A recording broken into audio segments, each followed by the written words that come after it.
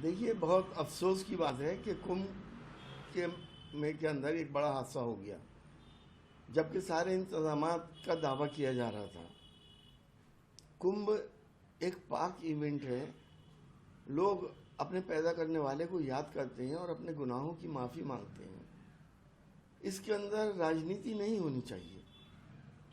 कुंभ के अंदर सिर्फ खुलूस नियत से, पवित्रता से ऊपर वाले को याद करना चाहिए, न कि उसमें राजनीति हो और वहाँ पे दिखावा हो।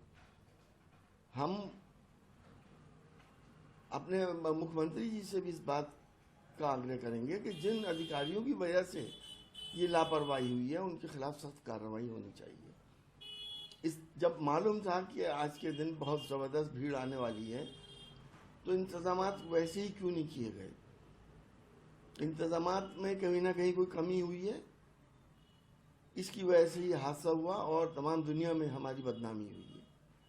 हम समझते हैं कि ये काबिल माफ़ी नहीं है। देखिए, हमें मालूम था कि ये सरकार हर वो काम करती है जिससे मुसलमानों की दिल आज़ारी हो। वफ़ आज का नहीं है, बल्कि वफ़ हजार साल से पहले से चले आ रहे हैं। वफ़ इस्लाम का एक तरीका है। वफ़ अलल औलाद होता है, वफ़ अलल खैर होता है। दस्तावेज़ हर वफ़ की नहीं मिल सकती। अगर वो 500 या 1000 साल पुराना है तो ना तो दस्तावेज़ मिलेगी। हमें सरकार की नीयत के ऊपर शक है, शक क्या यकीन है। ये तो एक फॉर्मेलिटीज़ पूरी हुई हैं कि साथ जेपीसी में आ गया और जेपीसी में उन्होंने अपनी मेजॉरिटी के लोग रखे और पास करा लिया।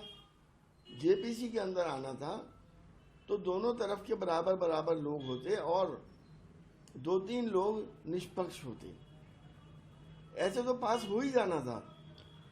सरकार उन तमाम वफ़ प्रॉपर्टीज़ को अपने कब्जे में लेना चाहती है और ऑलरेडी जिस सरकार ने गासिबाना कब्जे कर रखे हैं वफ़ की प्रॉपर्टीज़ पर, और वहाँ पे अपने इस्तेमाल के लिए वो ज़मीनें छीनना चाहती है वफ़ वालों से। तो मैं तो कहता ही हूँ कि राजतंत्र तो आ ही चुका है, लोकतंत्र ख़त्म हो गया है। जो सरकार चाहेगी वो होगा, जो जनता चाहेगी वो नहीं हो सकता। विपक्ष के सांसद डिसएग्री नोट भी देंगे बोला है यहाँ पे, और उधर जो है विपक्ष के सांसद अगर विरोध देंगे तो उससे कोई फायदा होगा? मैं तो समझता नहीं कोई फायदा होगा। विपक्ष अगर देंगे भी तो सुनेगा कौन? और जिनका डीएनए ही बांटने वाला हो, उनके मुंह से ये बातें शोभा नहीं देती। देखिए, कुछ भी हो सकता है। मुस्लिम ही क्यों रख रहे हैं? सब नॉन मुस्लिम ही रख लें।